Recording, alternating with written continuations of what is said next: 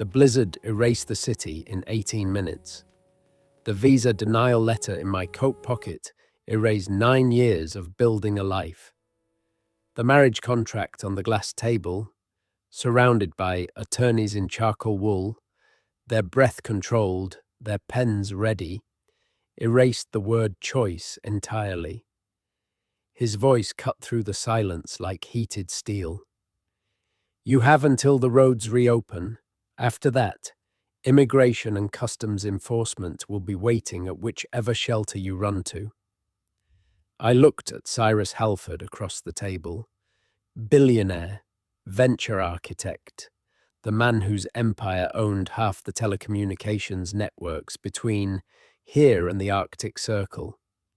Outside, the storm pressed against the 40th floor windows of his Varden Heights penthouse. Inside, the radiant floor heating made the air shimmer. My fingers were still cold. This isn't coercion, his lead attorney said softly. A woman named Petra Voss, her silver hair pulled back like a weapon. This is pragmatism. You need legal status. Mr. Halford needs discretion. The arrangement benefits both parties. I wanted to laugh. I wanted to scream. Instead, I looked down at the document. 48 pages of legalese that translated to one sentence. Marry him or vanish. The snow outside was silent. The city below had gone dark. Power lines snapped under the weight of ice. The airport had closed 3 hours ago. Every immigration lawyer I'd called had stopped answering after the fourth ring. I was alone in a room full of people who knew exactly how trapped I was. Cyrus leaned back, his grey eyes steady. You're thinking about running, he said. Not a question. You're calculating how far you'd get before the cold or the authorities catch you. I didn't answer. I'm not your enemy, he continued. His voice was low, almost kind. That made it worse. I'm the only solution you have left. The marriage paper sat between us, frost forming at the edges of the window behind it, and I understood what winter really meant. The death of options. If you've ever felt the ground disappear beneath you, if you've ever signed something with shaking hands because the alternative was worse, if you've ever had to choose between dignity and survival, this story is your mirror, your scream, your eventual victory. You are not alone in the coldest rooms. You are not weak when you're calculating how to live. You are not defeated when you're still breathing. If you're with Mr. Douglas Stories, comment below. I rise above every storm. Now, let me take you back to where this all began. Not in the penthouse, not in the storm, but in the quiet life I was desperately trying to protect. I came to this country when I was 19, on a student visa that felt like a golden ticket.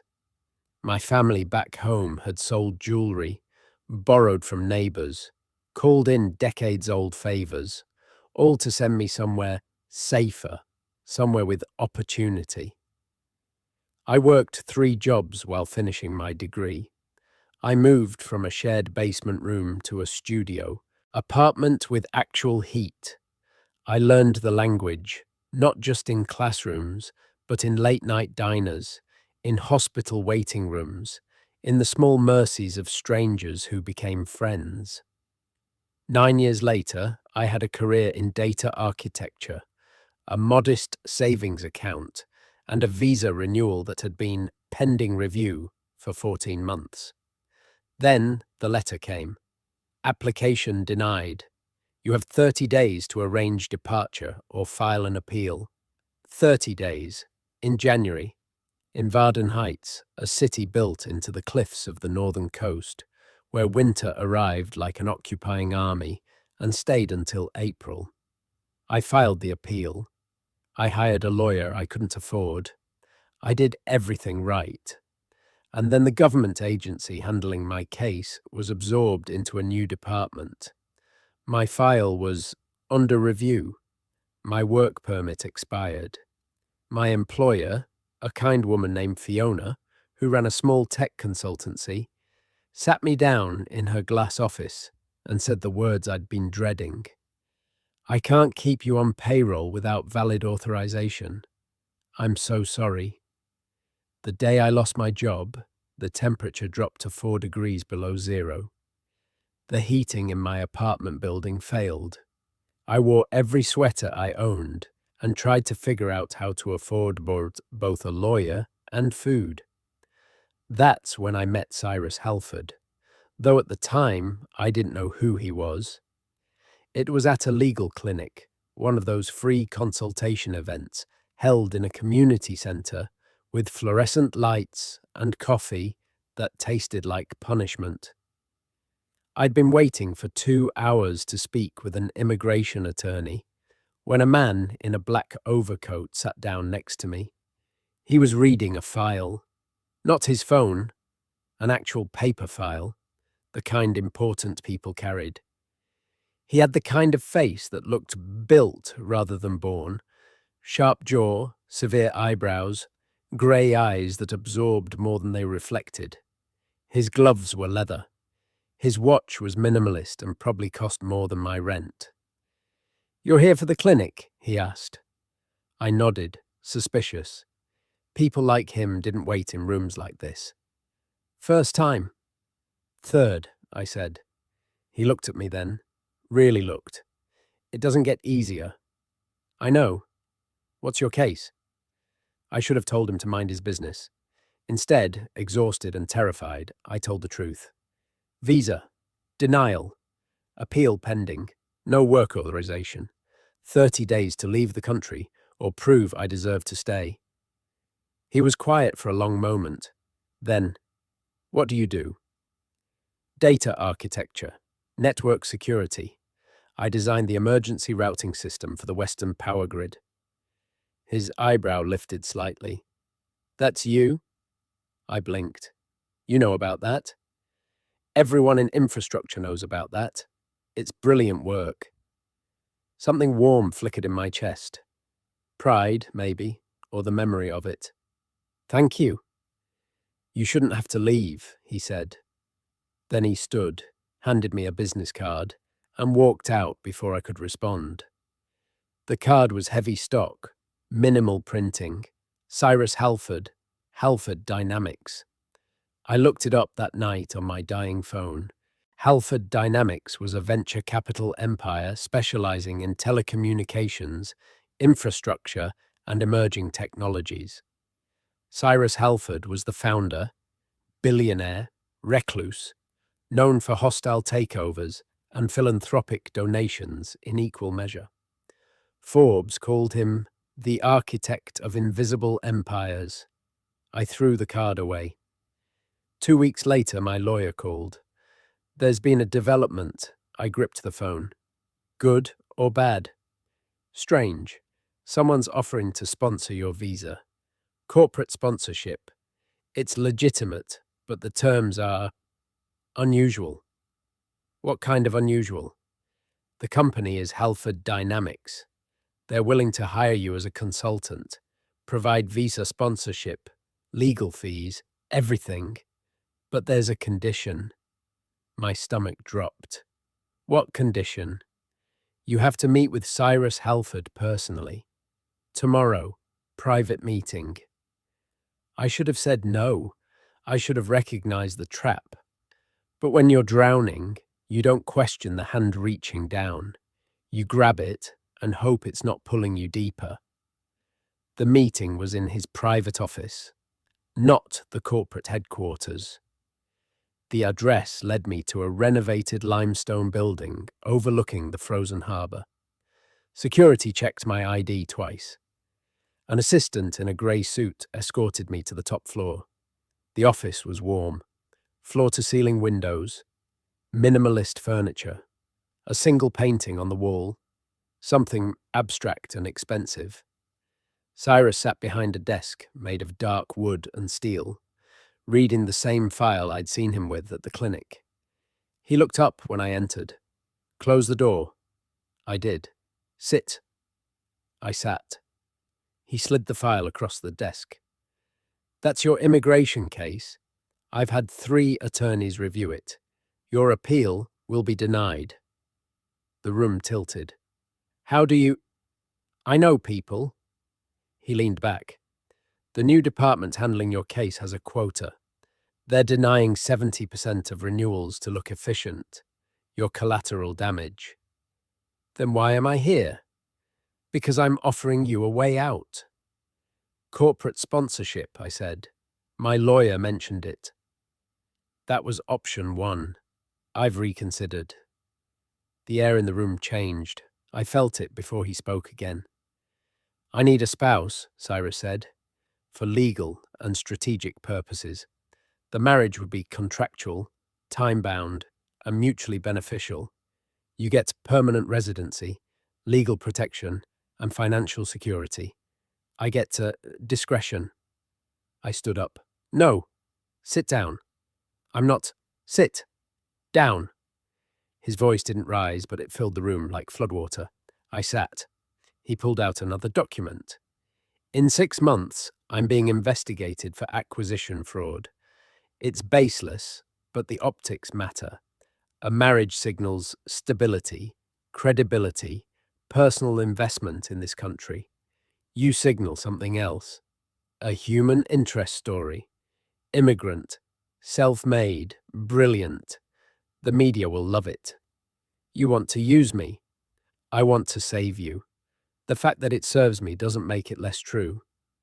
I looked at the contract. 50 pages. Legal jargon. Dollar amounts that made my vision blur. This is insane, I whispered. This is practical. He stood, walked to the window. Outside, the first snow of the evening was starting to fall. You have 3 weeks before your appeal is denied and ICE receives your file. After that, you'll be detained, deported, and barred from re-entry for 10 years. Your career ends. Your life here ends. I could find another way. There is no other way. He turned back to me. I've already checked. Every corporate sponsorship option requires 6 months of processing. You don't have 6 months. Every marriage-based green card still requires proving a legitimate relationship. This contract protects both of us. From what? From accusations of fraud. It's ironclad. 2 years of legal marriage, separate living arrangements, public appearances as needed. After 2 years, clean divorce, your green card is secure, and you walk away with a settlement that ensures you never have to be vulnerable again. I wanted to argue. I wanted to find the flaw in his logic. But the snow outside was getting heavier, and the clock in my head was ticking down. Why me? I asked. You could marry anyone. For the first time, something shifted in his expression. Something almost human. Because you're not looking for my money. You're looking for survival. That makes you trustworthy. Or desperate. Same thing, in my experience. I looked at the contract again.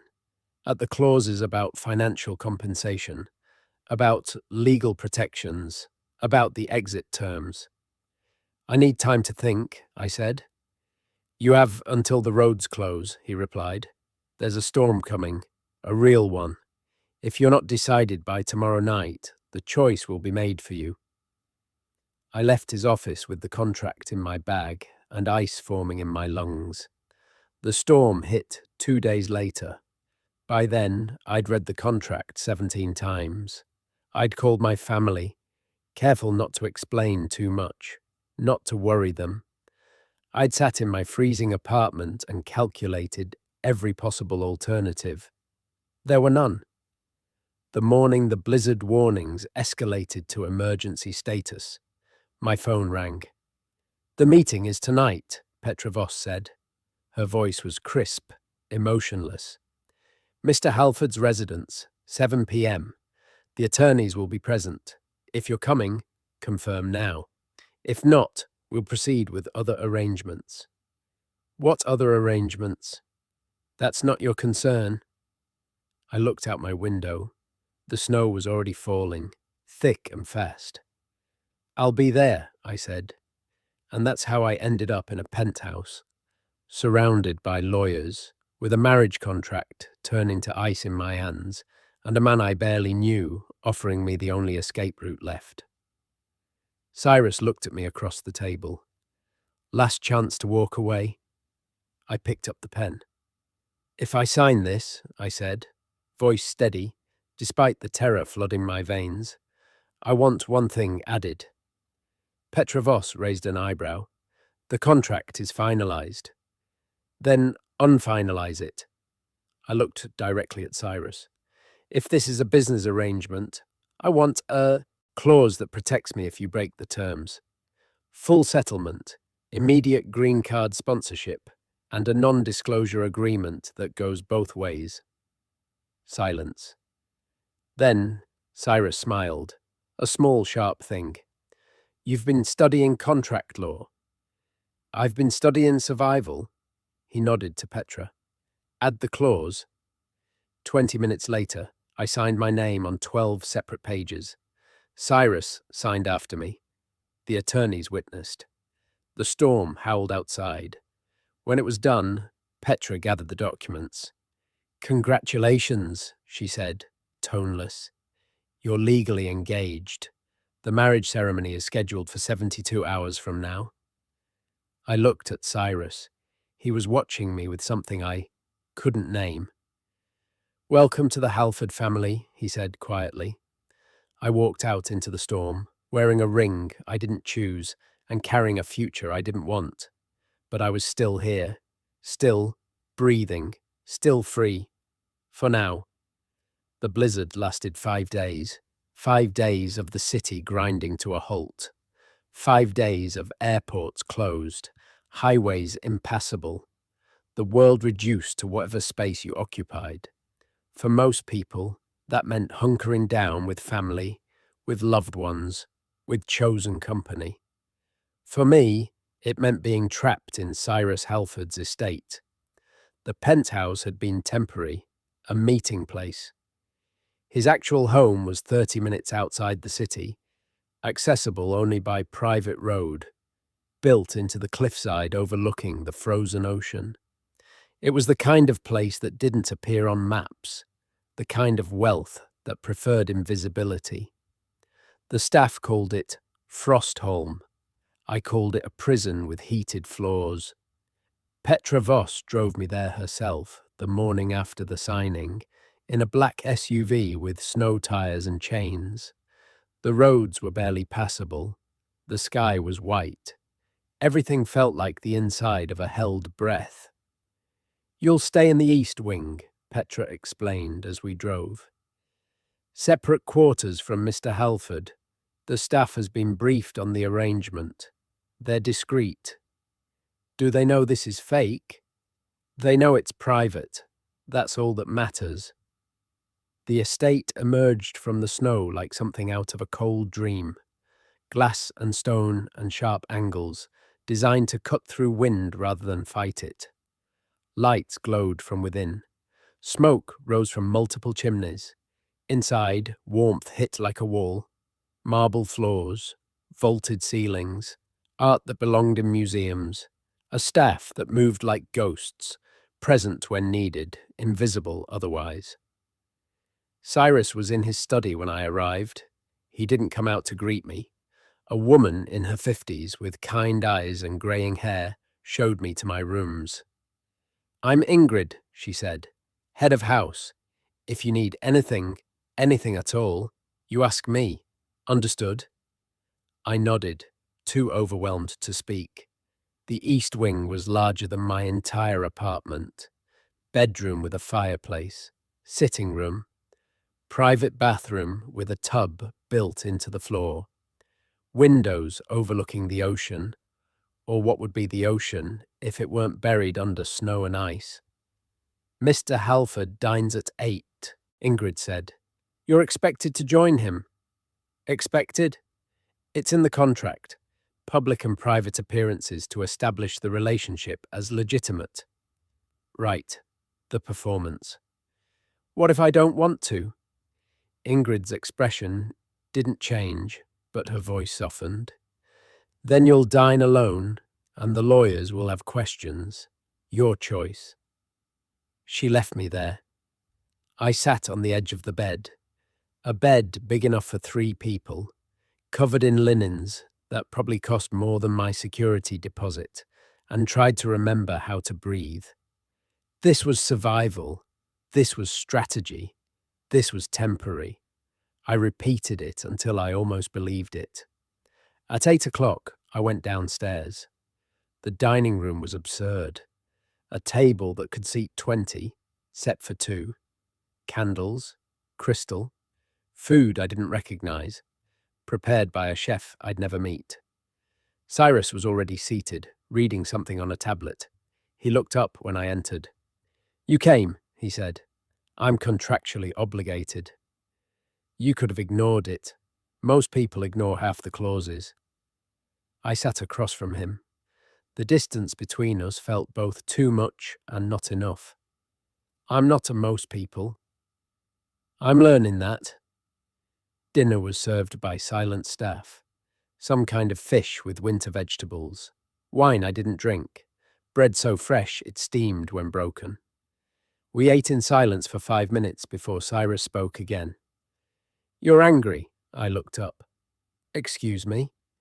"You're sitting there calculating whether to throw that wine in my face or just leave." "I'm doing neither. Because of the contract. Because I'm civilized." I set down my fork. "But yes, I'm angry. I'm angry that my life came down to this. I'm angry that you have so much power, and I have none. I'm angry that the system is so broken that marrying a stranger is my best option." He was quiet for a long moment. "You think I have power? You own telecommunications networks. You have lawyers on retainer. You buy and sell companies before breakfast. Don't insult me by pretending otherwise." "Power is relative," he said. "I have money. I have influence.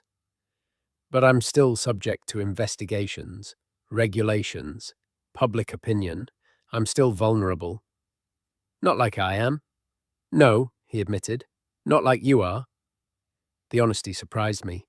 "Why did you really choose me?" I asked. The truth this time. He considered the question, swirling wine in his glass. Outside, the wind howled against bulletproof glass.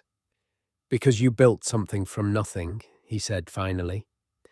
"Because when I read your file, I saw someone who understood what it meant to fight for every inch of ground.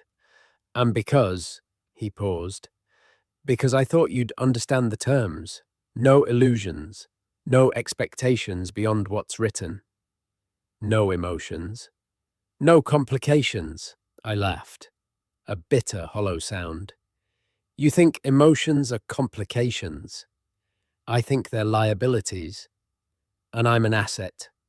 We're both assets to each other. That's the agreement." I stood up. The chair scraped against marble. "I'm going to my room," I said. "Thank you for dinner. We'll do this again tomorrow night, and the night after, until it looks natural." "It'll never look natural." "Then we'll practice until it looks convincing." I left him there, alone at his massive table, and climbed the stairs to my gilded cage. The storm continued. The world stayed frozen, and Cyrus and I began the strangest dance I'd ever known. Every morning, Ingrid brought breakfast to my room. Coffee, pastries, fruit I'd only seen in expensive markets. Every afternoon, I worked in the estate's library, teaching myself contract law, immigration policy, anything that might give me leverage. Every evening, dinner with Cyrus. The conversations evolved slowly. Night 2, we talked about architecture, the design of the estate, how the angles diverted wind, how the heating system worked. Night 3, he asked about my work. I explained network security, data architecture, the satisfaction of building systems that protected people. He listened like it mattered. Night 4, the power went out. The backup generators kicked in immediately, but for 5 minutes we sat in candlelight, the modern world stripped away. "Does this scare you?" I asked, "being without power?" "No," he said. "I find it clarifying." "Clarifying how?" "It reminds you what's essential. Heat, light, food, everything else is decoration." "Is that why you live like this? All this minimalism, all this control?" He smiled slightly. "You think I'm controlled? I think you've built your entire life to eliminate variables. And you think that's wrong.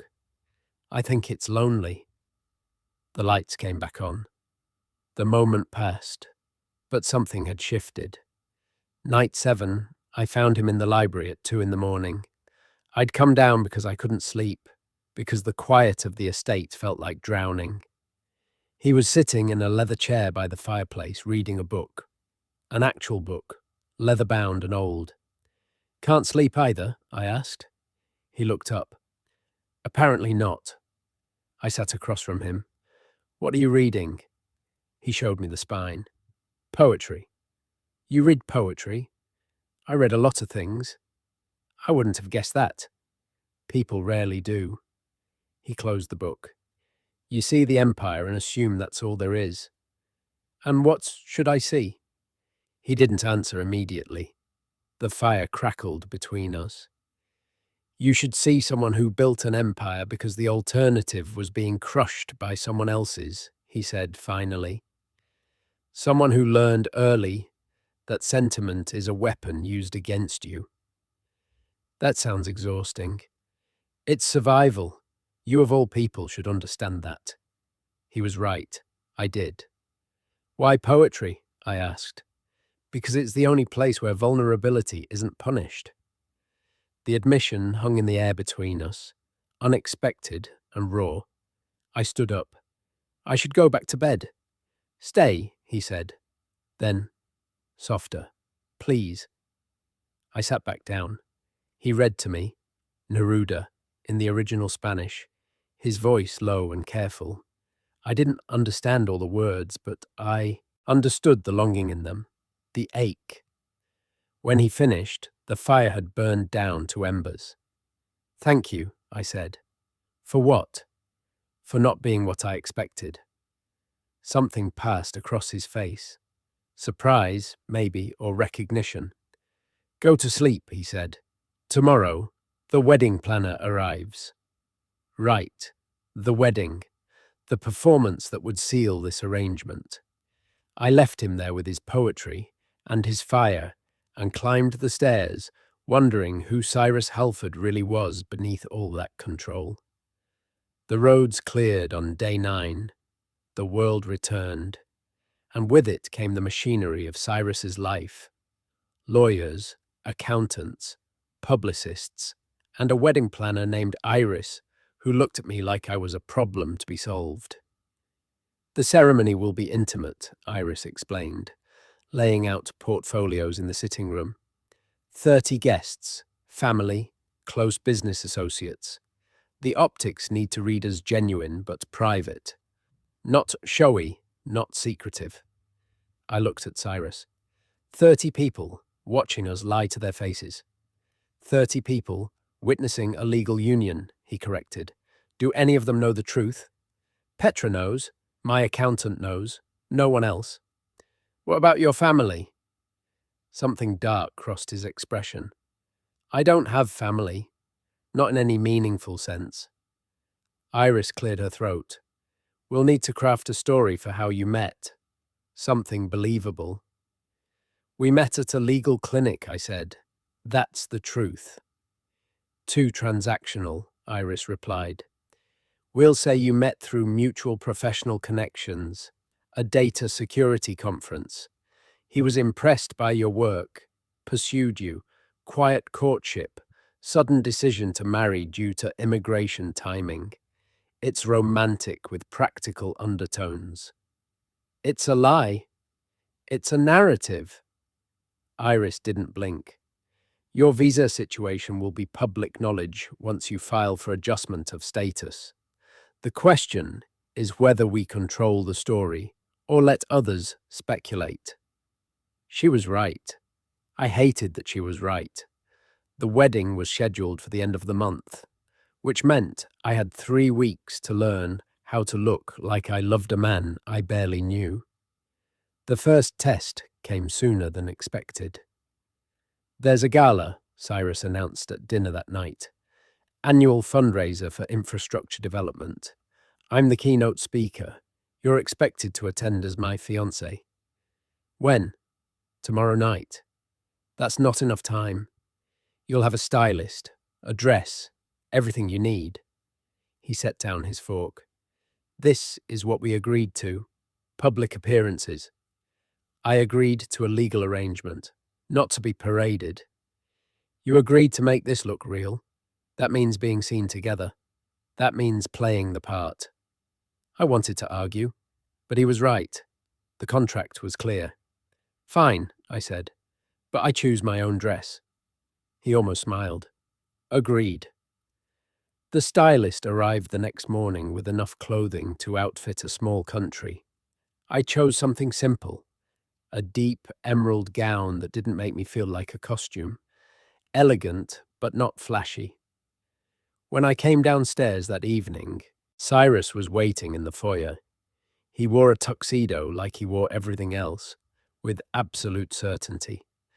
His eyes travelled over me once, quick and assessing. You look like your accessory. I was going to say, remarkable. I didn't know how to respond to that. The gala was held at the Varden Heights Museum of Modern Art, a glass structure jutting out over the frozen harbour. Inside, the city's elite gathered in diamonds and moral compromise, drinking champagne and pretending generosity could absolve guilt. Cyrus navigated it all with practiced ease. He introduced me to venture capitalists, politicians, artists, whose names I recognized from headlines. He kept one hand at the small of my back, not possessive, but present. A signal. I smiled. I made small talk. I played my part. And then I met Justine Caro. She approached us during the cocktail hour, tall and striking in a black dress that looked painted on. Her smile was sharp. Cyrus, she said, kissing both his cheeks in the European fashion. I heard you'd finally found someone willing to tolerate you. Justine. His voice was cool. This is my fiancé. She turned to me, eyes glittering. The data architect. Yes, I've heard. Quite the romantic story. Talented immigrant swept off her feet by brooding billionaire. Very fairy tale. Justine is on the board of Halford Dynamics, Cyrus said, and an old family friend. Friend is generous, Justine replied, more like old adversary who occasionally votes in your favour. She sipped her champagne. Tell me, how did you two really meet? The official story is so sanitized. At a conference, I said, repeating the script. He approached me after my presentation. How forward of him. Cyrus usually makes people come to him. She was worth pursuing, Cyrus said, his hand tightening slightly at my back. Justine's smile widened. I'm sure she was. Though I have to wonder, is it love or logistics that brought you together so quickly? Immigration timing must have been quite pressing. The room temperature dropped 10 degrees. Our timeline is our business, I said evenly. Of course, but in Cyrus's world, everything is everyone's business. You'll learn that soon enough. She raised her glass. Congratulations. I'm sure it will be a fascinating union. She drifted away, leaving poison in her wake. Who is she really? I asked. Trouble, Cyrus muttered. She owns 12% of my company. Her family and mine have been entangled for 3 generations. She's been angling for a merger, personal and professional, for years. She wanted to marry you. She wanted to control me. There's a difference. Before I could respond, a man in a navy suit approached. Silver hair, predatory smile. "Cyrus Halford," he said, extending a hand. "Congratulations on your engagement. Raymond Vex, Federal Trade Commission. I believe we'll be seeing quite a bit of each other in the coming months." My blood froze. The investigation. This was the investigator. Cyrus shook his hand, expression neutral. "Mr. Vex, I wasn't aware you attended charity events. I make exceptions for interesting cases." His gaze slid to me. "And you must be the lucky bride. Tell me, how does it feel to marry into such a complicated empire?" "I'm not marrying the empire," I said carefully. "I'm marrying the person." "How refreshingly naive," he smiled. "I do hope you've read the fine print on what you're signing up for." Halford Dynamics is facing some serious scrutiny. Acquisition fraud, market manipulation, the kind of charges that ruin lives. "The kind of accusations without evidence," Cyrus countered. "Evidence has a way of surfacing, especially when motivated parties come forward." Vex nodded to us both. "Enjoy your evening. I'm sure we'll speak again soon." He walked away. I looked at Cyrus. "What was that?" "A warning," he said quietly. "He's letting me know the investigation is escalating." "What does that mean for us?" "It means we need to be more convincing than ever." The rest of the gala blurred. Speeches, applause. Cyrus at the podium talking about infrastructure and innovation, while I stood at the side of the stage, playing the role of supportive partner. But I couldn't stop thinking about Justine's smile, Vex's threats, the feeling that I'd stepped into a game with rules I didn't understand. On the drive home, Cyrus was silent. "Are you going to tell me what's really going on?" I asked. "With the investigation?" "With everything. Justine. Vex. Why you really needed this marriage." He stared out the window at the passing snow. "The investigation is legitimate, meaning it exists. The charges are fabricated, meaning they're designed to destroy my credibility and force me to sell. There are powerful people who want control of my company." "And you think being married helps?" "I think it humanizes me, makes me look stable, less like a corporate raider, more like a family man." He finally looked at me. "You make me look like someone worth defending." "I'm not a shield." "No, you're an asset. We established that." The car pulled up to the estate. Cyrus got out first, then offered me his hand. I took it, hating how natural the gesture felt. Inside, he stopped at the base of the stairs. "You did well tonight," he said. "I lied to strangers. You protected yourself. That's not lying. That's surviving." I looked at him, this man I'd bound myself to, this stranger who read poetry and wielded power like a scalpel. "Who are you, really, Cyrus?" He smiled, sad and sharp. "Someone who's very good at hiding. Good night." He walked away, leaving me in the foyer with more questions than I could carry. The wedding was a surgical procedure, disguised as a celebration. 30 guests, as promised. The ceremony at the estate's chapel, a glass structure built into the cliffside, floor-to-ceiling windows overlooking the frozen ocean. Winter light filtered through like judgment. I wore white because it was expected. A simple dress, no veil. Cyrus wore charcoal grey. We looked like what we were, two people fulfilling a contract. The officiant was a judge, a friend of Cyrus's, who asked no questions and kept the ceremony brief. The vows were traditional, meaningless. I repeated words about love and honor and fidelity, and they tasted like ash. When Cyrus kissed me, quick, chaste for the audience, I felt nothing but the weight of the performance. Applause, photographs, a reception with food I couldn't taste, and champagne I didn't drink. Justine Caro attended, of course. She watched from the back, smiling like she knew a secret. Petra Voss handed me documents to sign during the cocktail hour. These finalize your change in immigration status. We'll file tomorrow. I signed. Another contract. Another surrender of agency. By evening, the guests had left. The staff cleared the chapel. Cyrus and I stood alone on the terrace, the ocean dark below us. "It's done," he said. "Yes. You're legally protected now. The green card process will take months, but you're safe from deportation." "Safe," I repeated. The word felt foreign. "Are you going to thank me?" I looked at him. "For what? Saving me from a crisis you probably helped create?" His expression shuttered. "What are you talking about?" "You said you know people in the immigration department. You said my appeal would be denied before it was." "How did you know that, Cyrus? How did you know unless you were involved?" "You think I sabotaged your visa?" "I think you're a man who's very good at creating problems he can solve."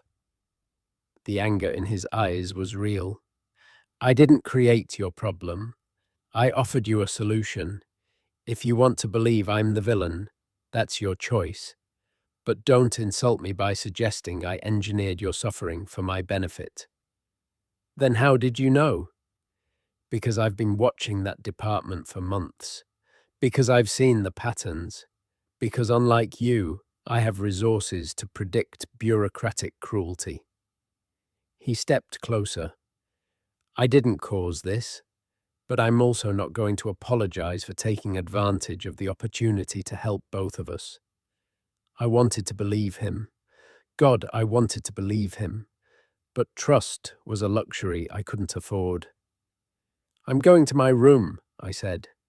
"We're married now. Separate rooms will raise questions." "Let them ask." I left him on the terrace, the wind cutting between us like truth. That night, I couldn't sleep. I paced my room, replaying every conversation, every choice that led me here. I thought about my family back home, what they'd think if they knew.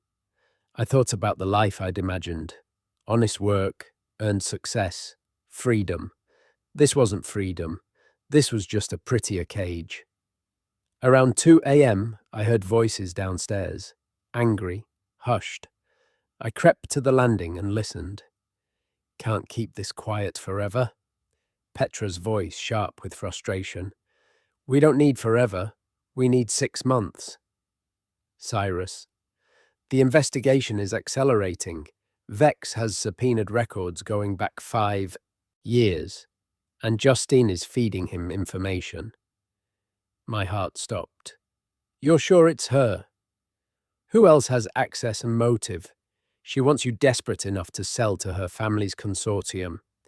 This marriage threw a wrench in her plans, but she's adapting." "What does she know?" "Enough to be dangerous. If she reveals the true nature of your marriage, the fraud charges become easy to prove. You used a legal union to manipulate public perception during an investigation. That's obstruction." Silence. Then Cyrus. "We'll handle Justine." "How?" "The same way I handle every threat. Find her leverage and break it." I backed away from the landing, my whole body cold. This marriage wasn't just about immigration. It was a weapon in a war I didn't understand, and I was caught in the crossfire. The next morning, Cyrus was gone. Emergency business in the city.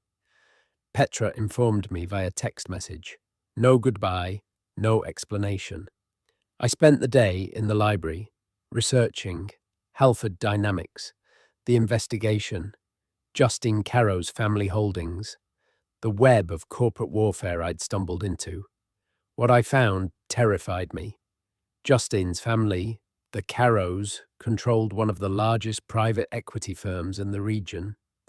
For 3 years, they'd been trying to acquire Halford dynamics, hostile takeovers, proxy fights, regulatory complaints. Cyrus had fought them off every time. The investigation into his company began 2 months after the Carrow's last failed acquisition attempt. Coincidence? Unlikely. And then there was Vex, Raymond Vex, the federal investigator. Before joining the FTC, he'd been a corporate attorney for the Carrows. I sat back, the pieces assembling into something ugly. This wasn't about justice, it was about power. And Cyrus had married me, given me legal protection, financial security, to shield himself from an enemy who would destroy him by any means necessary. I should have been furious. I should have felt used. Instead, I felt something darker, understanding. Because if Cyrus was willing to marry a stranger to protect his empire, what would he do to someone who truly threatened it? What would he do to me if I became inconvenient? That evening, Ingrid knocked on my door. "There's someone here to see you," she said carefully. "Who?" She says she's a friend, Justine Carrow. Every alarm in my body went off. "Tell her I'm not available." "She said you'd say that. She said to tell you she knows things about Cyrus that you need to hear." I closed my eyes. This was a trap. Obviously a trap. But I was tired of being in the dark. "Where is she?" "The blue sitting room." I found Justin by the window, looking out at the frozen ocean. She turned when I entered, smile already in place. "Mrs. Halford," she said. "Or do you prefer your original name? I can never keep track of these arrangements." "What do you want?" "To help you." I laughed. "You don't even know me." "I know you're smarter than you look. I know you figured out that this marriage is about more than immigration." She gestured to the chair across from her. "Sit. Let's talk honestly." I stayed standing. "Say what you came to say." "Cyrus Halford is not who you think he is. The controlled billionaire, the strategic genius. It's a mask. Underneath, he's desperate. His company is failing, his legal troubles are mounting, and he's using you as a human shield. You're the one feeding information to the investigator." She didn't deny it. "Someone needs to hold him accountable." "For what? Building a company? Competing with your family?" "For fraud, for manipulation, for using people as tools." She stepped closer. "Do you know how he made his first fortune? He didn't build it. He stole it. A partner, someone who trusted him, designed the foundational technology for Halford Dynamics. Cyrus locked him out, took credit, buried him in legal battles until the man had nothing left." "I don't believe you." "His name was Thomas Brennan. Look him up. See what happened to him after Cyrus was done." I said nothing. "You're not the first person he's used," Justine continued. "You're just the most recent. And when you're no longer useful, when the investigation ends or the marriage serves its purpose, what do you think happens to you? Get out. I'm offering you a choice. Work with me. Testify that the marriage was coerced, that Cyrus manipulated you for legal gain. You'll get immunity, protection, and you'll be free of him.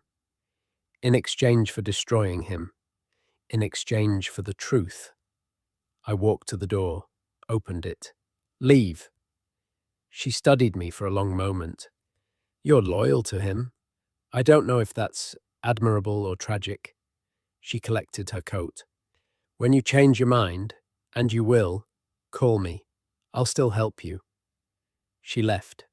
I stood in the empty room, shaking. I didn't tell Cyrus about Justine's visit. I didn't tell anyone. Instead, I researched Thomas Brennan. It took 3 hours of digging through old business articles, patents, and legal filings. But I found him. Thomas Brennan, co-founder of Halford Dynamics, brilliant engineer, filed 17 patents on telecommunications technology, listed as equal partner in the original incorporation documents. Then, 5 years ago, his name disappeared. Bought out. Legal settlement. Non-disclosure agreement. He died 2 years later. Obituary mentioned surviving family, a daughter. Cause of death not listed. I kept digging. Found a Reddit thread, old and buried, from someone claiming to be Brennan's daughter. She said her father had been betrayed by his partner. Stolen from. Destroyed. She said Cyrus Halford had ruined her father's life and reputation, leaving him broken and penniless. The thread was deleted, but the words stayed with me. My father trusted him. That was his mistake. When Cyrus returned that night, I was waiting in his study. He looked surprised to see me. "You're up late. Tell me about Thomas Brennan." The colour drained from his face. "Not much, but enough."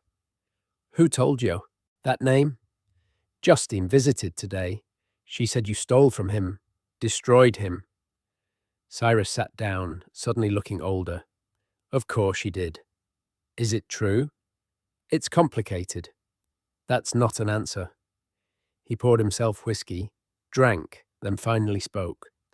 "Thomas and I founded Halford Dynamics together, equal partners. He was the genius. I was the strategist. We built something revolutionary. And then?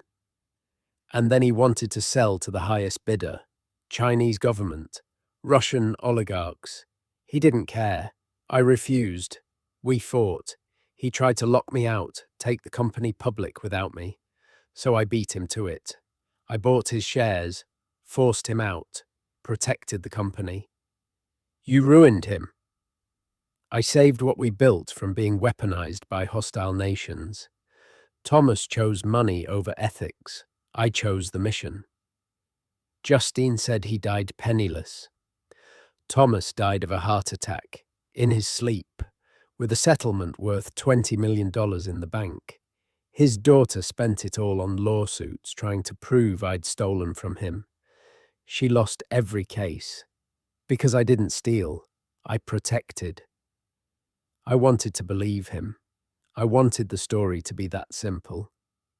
Why didn't you tell me? Because it's not relevant to our arrangement. Everything about you is relevant now. I'm legally bound to you. Your enemies are my enemies. Is that what Justine offered? An alliance? I didn't answer. Cyrus stood, walked to the window. She'll promise you safety, freedom, justice. She'll make me the villain and herself the hero. And then, when you've served your purpose, she'll discard you just as efficiently as she claims I will. How do I know who to trust? You don't. He turned to face me. That's the point. In my world, trust is a luxury. You make strategic choices and hope they don't destroy you. That sounds lonely. It's survival. The same word we both kept using. The same justification for every terrible choice. I stood up. I'm not testifying against you, but I'm also not pretending I trust you. I don't need your trust. I need your cooperation. You have it, for now. I left him there, alone with his whiskey and his ghosts. 3 days later, everything collapsed. It started with a phone call. Cyrus took it in his study, door closed. I heard his voice rise, something that never happened, and then silence. When he emerged, his face was granite. "Pack a bag," he said. "We're going to the city. Now." "What happened?" "Vex has issued a subpoena for both of us. They're questioning the legitimacy of our marriage." My stomach dropped. "How?" "Someone provided evidence. Photos, testimony, documentation suggesting the marriage was contracted for immigration fraud." "Justine?" "Probably." He was already moving, grabbing his coat. We have 12 hours before the legal team meets with the investigators. We need to get our story straight. The drive to the city was silent and tense. Snow fell in sheets, making the roads treacherous. Cyrus drove himself, hands tight on the wheel, jaw clenched. At the law office, 40 floors of steel and glass in the financial district, Petra was waiting with 3 other attorneys. "This is bad," she said, without preamble. "They have bank records showing you transferred money to her 2 days before the engagement. They have emails discussing terms and agreements. They have testimony from a witness claiming the marriage was arranged." "What witness?" I demanded. "They won't say, but someone with inside knowledge." My mind raced. Who knew? Petra, the accountant. Ingrid, maybe. Staff who'd witnessed private conversations. "We deny everything," Cyrus said. "The money was a gift. The emails were about wedding planning. The marriage is legitimate." "They'll want to interview you separately," Petra warned. "Try to find inconsistencies in your stories. Then we tell the same story." For the next 6 hours, we rehearsed.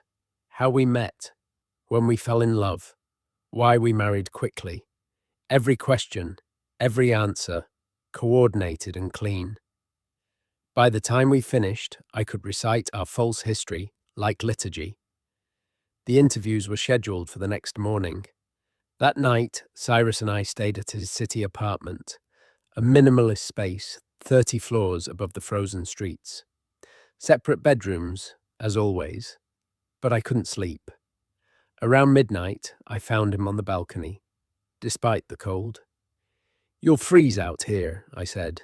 I needed air. I joined him anyway. The city spread below, lights like stars in the dark. "If this falls apart," I said quietly, "what happens to me?" "You'll be fine. The lawyers will make sure." "Don't lie to me. If they prove fraud, I get deported, and you get prison time." He didn't deny it. "I'm sorry," he said finally. "I thought I could control this. I thought the marriage would be protection enough." "You thought you could outmaneuver everyone?" "Yes. And now?" "Now we hope the story holds." I looked at him, really looked, at the exhaustion in his eyes, the tension in his shoulders. This wasn't the controlled billionaire. This was someone fighting to keep from drowning. "Tell me the truth," I said. "All of it. If I'm going down with you, I deserve to know why." He was quiet for a long time. Then, "The investigation isn't about fraud. It's about information. I have data, proof of corporate espionage, illegal lobbying, market manipulation by several major players, including the Carrows. I've been holding it as insurance, leverage, to keep them from destroying me.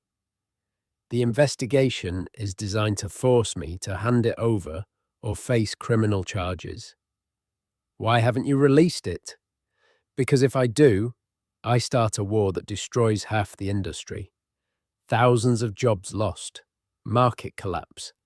I'd win, but the collateral damage would be catastrophic." "So you're protecting them."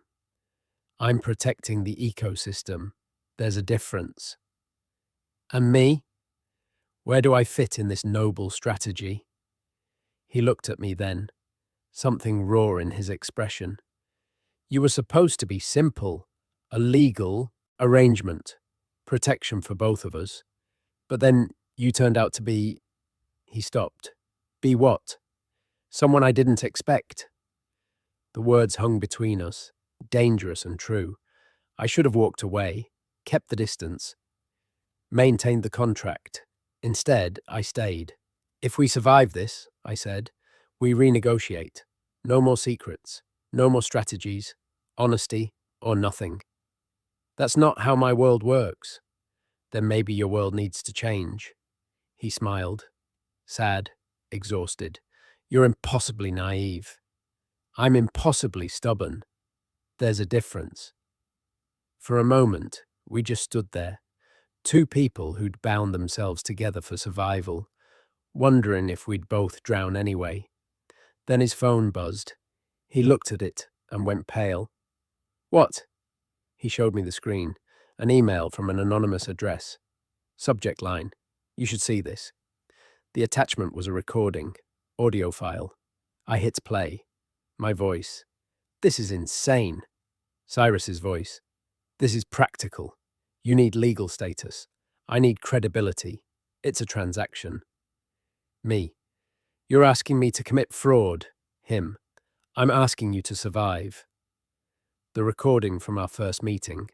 Someone had been listening. Cyrus deleted the email immediately. "That's their evidence.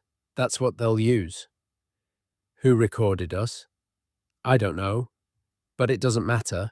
If they have that, we can't deny the arrangement. Then what do we do? He looked at me, and for the first time since I'd met him, I saw fear. "We tell the truth," he said, "and hope it's enough. If you've ever been cornered by forces bigger than you, if you've ever had to choose between honesty and survival, if you've ever wondered whether you're strong enough to fight back, stay with me." Subscribe to Mr. Douglas Stories for more journeys of survival, strength, and second chances. Comment. Tell us where you are watching from. Let's continue. The next morning, we didn't go to the interviews. Instead, Cyrus made a phone call. "I need to speak with Director Marsh." "Yes, I'll hold. Tell him it's about the Caro files." He waited, pacing. I sat on the couch, numb. Then, "Director Marsh, this is Cyrus Halford. I'm calling to offer a trade. You dismiss the investigation into my marriage, and I hand over everything I have on the Caro family's illegal activities over the past decade." "Yes, everything. Accounting fraud, tax evasion, foreign bribery, all documented, all verified. Tomorrow, your office. Pleasure doing business." He hung up. I stared. "You just declared war?" "Yes. They'll destroy you. They'll try." He sat down next to me. "But I'm done playing defense. If they want to use your immigration status as a weapon, I'll burn down their entire empire." "What about the recording?" "The recording proves we discussed terms. It doesn't prove fraud. We can argue it was prenuptial negotiations, financial planning, protection of assets. We have lawyers for that." "And the investigation?" "Will be closed by end of week. Marsh has been trying to build a case against the Caros for years. I just handed him a gift." I should have felt relief. Instead, I felt dread. "What happens when the Caros find out you betrayed them?" "I didn't betray them. They betrayed basic decency. I'm just providing evidence." "That's semantics. That's survival." There was that word again. The files were delivered to the federal building the next morning. By afternoon, news broke. The Caro family's private equity firm was under investigation for fraud. By evening, Justine called. Cyrus put her on speaker. "You destroyed us," she hissed. "I protected myself," Cyrus replied calmly. "You tried to use my marriage as leverage. You made this personal." "It was always personal. You stole from Thomas Brennan. You stole from my family. You steal from everyone who gets close to you." "I compete. There's a difference." "You'll regret this." "I'm sure I will, but not today." She hung up. I looked at Cyrus. "She'll retaliate." "Let her try. She's too busy defending herself now." "You're gambling with both our lives." "I'm using the only leverage I have."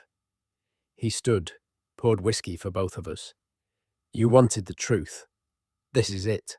My world is chess with living pieces. Every move has consequences. Every alliance is temporary. And everyone, including you, is expendable if the stakes are high enough." "Including you?" He smiled grimly. "Especially me." I took the whiskey, drank. It burned. Teach me, I said. What? Teach me the rules, how your world works, how to fight in it. He studied me. Why? Because I'm tired of being moved around the board. If I'm going to survive this, I need to learn how to play. For the first time in days, something like respect flickered in his eyes. All right, he said. Lesson 1. Information is currency. The person who knows the most wins. How do I get information? You already did. You researched Thomas Brennan. You identified the patterns. Now you weaponize it. How? By understanding what people want and using it against them. He pulled out his phone, showed me a list of names. These are my enemies. Justin is neutralized for now, but there are others, business rivals, political opponents, ex-partners with grudges.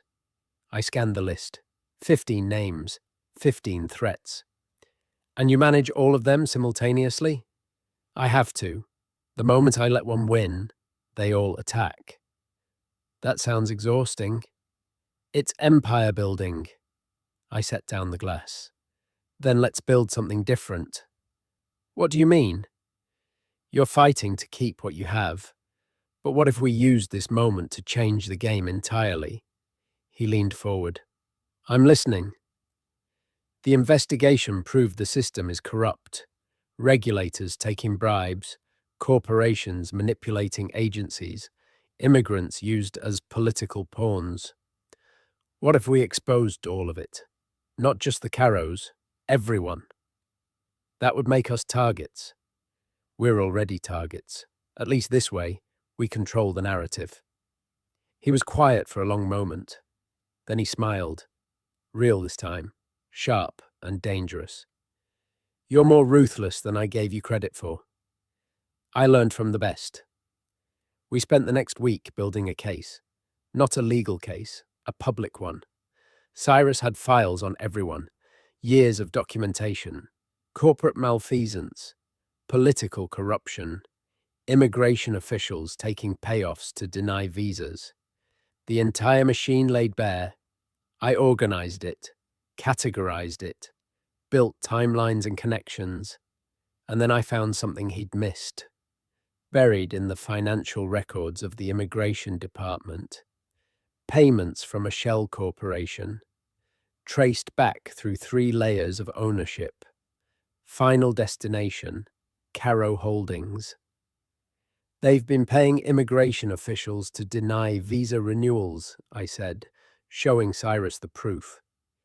Creating desperate cases so their lawyers can swoop in and offer solutions at premium rates. Cyrus stared at the documents. They've been manufacturing immigration crises for profit.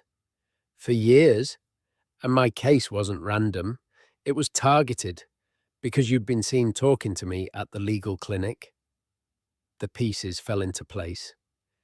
They created your emergency, Cyrus said slowly, knowing I'd offer a solution, knowing it would make the marriage look fraudulent, knowing it would give them ammunition. They turned me into a weapon against you. And now we turn that weapon back on them. We gave the story to an investigative journalist, someone with a reputation for burning down corrupt systems. Her name was Rivera, and she'd been trying to prove the Carrows were criminals for a decade. We handed her everything. This is Pulitzer level, Rivera said, reading through the files in Cyrus's apartment. But it's also dangerous. Publishing this will make you both targets. We're already targets, I said. This way, we're armed. She looked at me. You're the immigrant in the arranged, marriage. I'm the data architect who traced the money. Even better. She closed the file. I'll run it. Front page. But you both need to go on record. Full interview. No anonymity. Cyrus hesitated. That exposes us completely. That's the point, I said. We stop hiding. We tell the truth, all of it. The coerced marriage, the investigation, the corruption. We take away their power to weaponize our secrets. If we do this, there's no going back. There was never any going back. He looked at me for a long moment, then nodded to Rivera. We'll do the interview. Tomorrow. The article published 3 days later. Immigration Fraud: How One Family Weaponized Desperation for Profit. By Maria Rivera. The front page story detailed everything. The shell companies, the paid officials, the manufactured visa denials, the Caro family's exploitation of vulnerable immigrants, and in the center, our story. Cyrus Halford, billionaire under investigation, who married an immigrant to protect them both from a corrupt system. Not fraud, survival. The interview ran alongside it. Both of us, on camera, explaining the arrangement, the coercion, the choice between marriage or deportation. I'm not proud of how we met, Cyrus said in the interview, but I'm not ashamed either. The system is broken. We found a way to survive it. My part. I came to this country for safety. I built a life here. When that was threatened, not by law, but by corruption, I made the only choice I had, and I'd make it again. The response was immediate. Social media exploded. Immigration corruption trended worldwide. Politicians called for investigations. The Caro family issued denials that sounded like confessions. And Justin Caro? She went silent. Raymond Vex, the investigator, resigned quietly. Director Marsh announced a full review of immigration cases from the past 5 years. We'd won. But the cost was visibility, total exposure, every detail of our lives now public. That night, back at the estate, Cyrus and I stood in the library where we'd first started to know each other. We survived, he said. We did more than survive. We fought back. He poured 2 glasses of whiskey, handed me one. To honesty, he said, to strategy. We drank. And for the first time, the silence between us wasn't heavy with secrets. It was just silence. What happens now? I asked. Now we figure out if this marriage can be more than a contract. I looked at him. Do you want it to be? I don't know. Do you? Honest question. Honest uncertainty. I don't know either, I admitted. But I think we owe it to ourselves to find out. He smiled. Small. Real. Agreed. 3 months later, the congressional hearings began. Immigration reform. Corporate accountability. The corruption we'd exposed had grown into a national reckoning. Cyrus and I both testified. The hearing room was cold and formal. Wood paneling, harsh lights. Senators who looked at us like puzzles to solve. Mr. Halford, senators, Cress began. You claim you married this woman to protect her from a corrupt system. But isn't it true you also used the marriage to manipulate public perception during your own investigation? Yes, Cyrus said simply. The room stirred. So you admit to using marriage for strategic purposes? I admit to making a choice that benefited both of us. She needed legal protection. I needed credibility. We were honest about the arrangement from the beginning. Honesty doesn't make it legal. Neither does corruption in the immigration system. Yet here we are. The senator's jaw tightened. They turned to me next. You're claiming you were coerced into this marriage? No, I said. I'm claiming I was given an impossible choice by a system designed to fail people like me. Cyrus Halford didn't coerce me. The government did. By denying your visa? By allowing private entities to manipulate the denial process for profit. My case wasn't random. It was targeted, and I wasn't the only one. I presented the evidence. The shell companies, the payments, the pattern of denials. Hundreds of cases, I said, maybe thousands. People denied legal status not because they didn't qualify, but because it was profitable to reject them. The room went silent. "What would you have us do?" Senator Kress asked. "Fix it. Make the system transparent. Hold the corrupt officials accountable. And stop punishing people for surviving a system you broke." The clip went viral. My testimony. Cyrus's testimony. The evidence we'd brought. Within weeks, the Department of Immigration announced a full audit. The Caro family faced federal charges. Justin Caro's assets were frozen pending investigation. And Raymond Vex, the investigator who'd tried to destroy us, was charged with obstruction of justice. Justice. Real, public, undeniable. But the victory felt hollow. Because while the world celebrated the exposure of corruption, Cyrus and I were left with a harder question. What were we now? We'd fought together, survived together, exposed truths together. But the foundation of our relationship was still a contract signed in desperation. One night, 2 weeks after the hearings, I found Cyrus in the library again. Always the library, always the poetry. "What are you reading?" I asked. He showed me. Yeats. "When You Are Old." Romantic choice. Melancholy choice. He closed the book. "I've been thinking about our arrangement." My heart stuttered. "And?" "We have 6 months left on the contract. Then you're free. Green card secured. Financial settlement. Clean break." That was the agreement. "Yes." Silence. "Is that what you want?" I asked. He looked at me. "What do you want?" I asked first. He stood, walked to the window.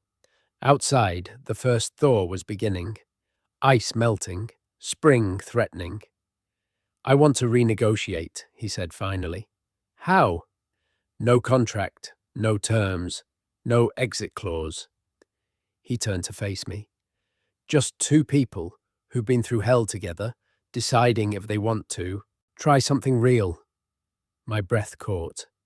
"You're asking me to stay?" "I'm asking if you want to."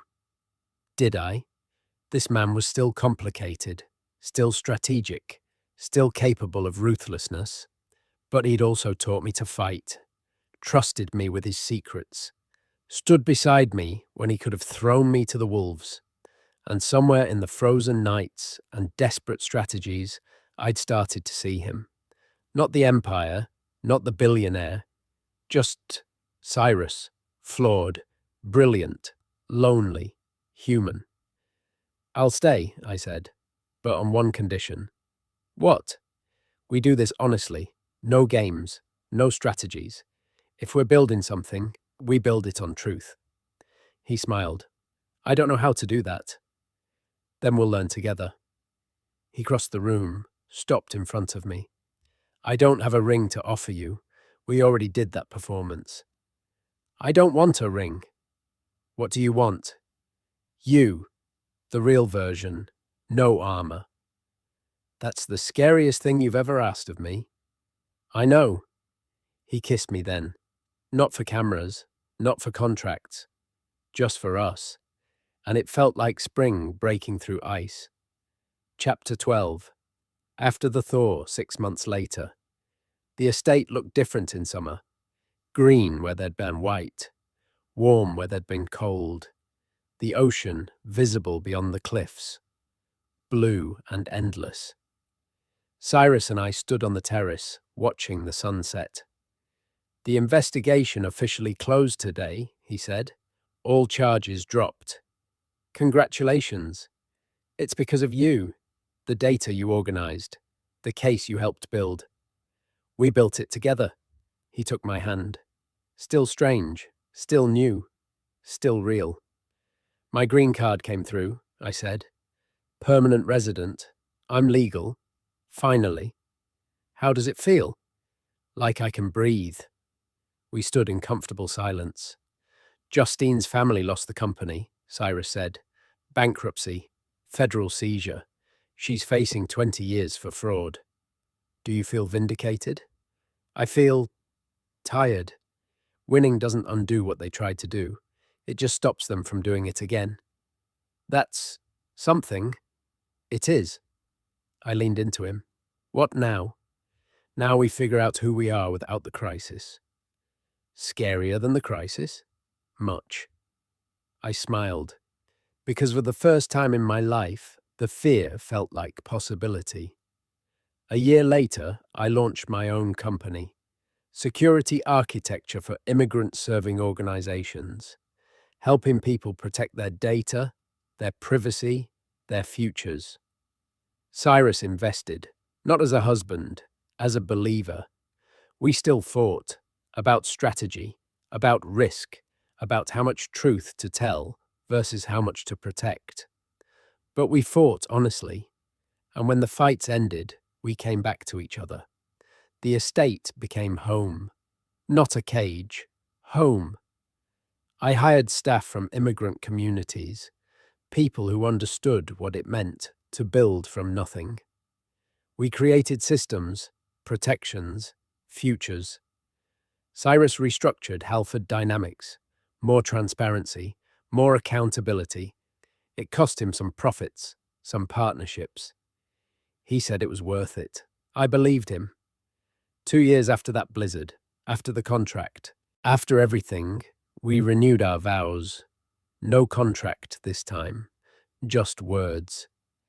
We stood on the same terrace where we'd first fought, where we'd first trusted, where we'd first chosen each other.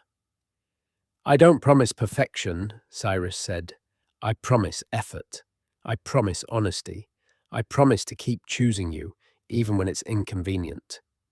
I promise the same, I said, and I promise to remind you, every day, that you're more than your empire. You're human. You're allowed to be. We kissed. No audience, no performance. Just us, just real. 5 years later, I stood in front of a congressional committee again, this time as an expert witness on immigration reform. The system we'd exposed had been rebuilt. Not perfectly, but better. People asked how I'd gone from desperate immigrant to CEO, from victim to advocate. I told them the truth.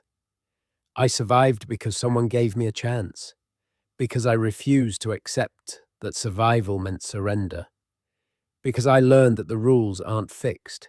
They're just written by people who got there first, and we can rewrite them. The speech went viral. Cyrus watched from home, texted me after, proud of you. I texted back, we did this together. We're still doing it. And we were, building, fighting, growing, not perfectly, but honestly. 10 years after the blizzard, I stood at the window of the estate watching snow fall. Different snow, different person watching it. Cyrus came up behind me, wrapped arms around my waist. Remember when you first came here? He asked. Terrified, cornered. I remember thinking this was the end. It was a beginning, a painful one. The best things usually are. I turned in his arms. Do you ever regret it? The contract, the risk? Every day, he said, and never, both at once. That's a very you answer, he smiled. I learned from the best. Outside, the storm built, but inside we were warm. The marriage paper that once froze in my hands had thawed long ago. What remained was choice. Every day, we chose, honestly, imperfectly, together.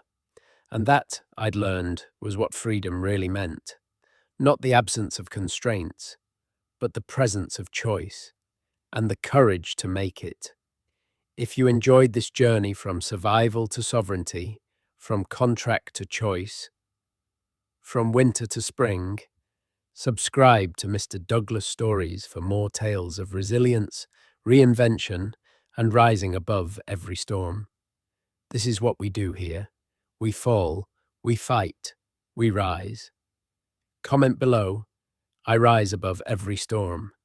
And remember, Your story isn't over. It's just beginning.